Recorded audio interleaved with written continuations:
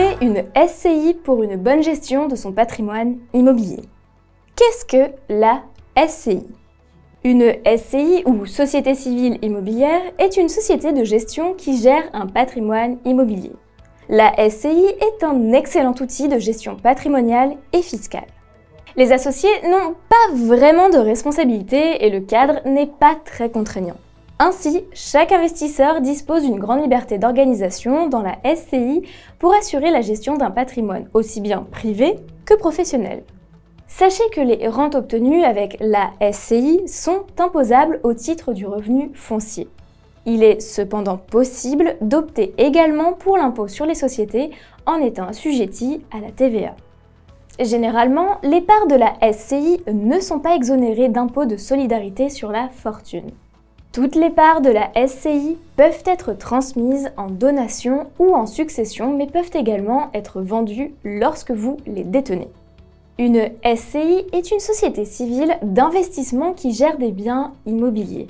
Il est donc possible de protéger certains éléments de votre patrimoine.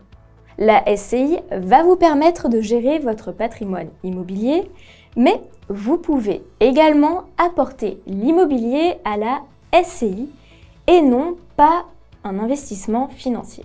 Toute activité de la SCI est obligatoirement civile. Si ce n'est pas le cas, tous les associés ont le même niveau de responsabilité et la SCI est alors soumise à l'impôt sur les sociétés. La personnalité morale est détenue par la SCI.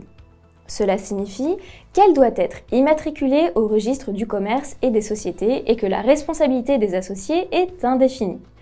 Peu importe le montant de leur investissement dans le capital de la SCI. N'oublie pas de t'abonner à notre chaîne pour ne manquer aucune de nos prochaines vidéos. Et surtout, pense à liker si le contenu te plaît. Une grande souplesse est présente dans l'organisation de la SCI, ce qui permet ainsi aux associés de pouvoir adapter la structure juridique comme bon leur semble. Le capital de la SCI peut varier. Dans la majeure partie des cas, le gérant de la SCI exerce de manière gratuite sa profession dans une structure familiale.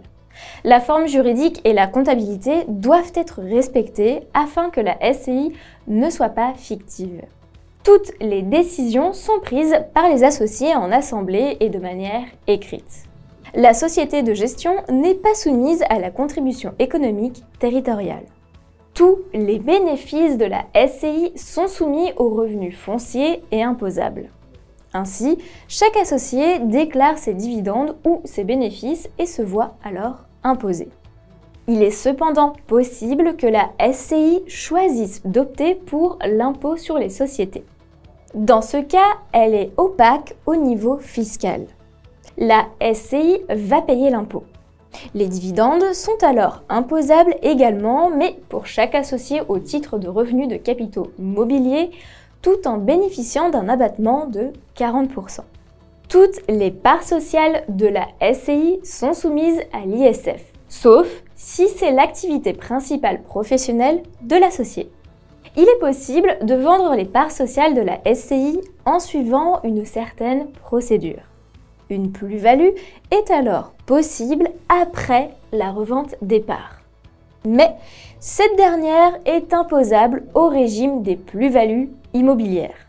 L'acheteur va alors payer des droits d'enregistrement à hauteur de 5%. La SCI a également la possibilité de vendre son immeuble social, mais devra ensuite être liquidé. Voilà, nous avons fait le tour des particularités de la SCI.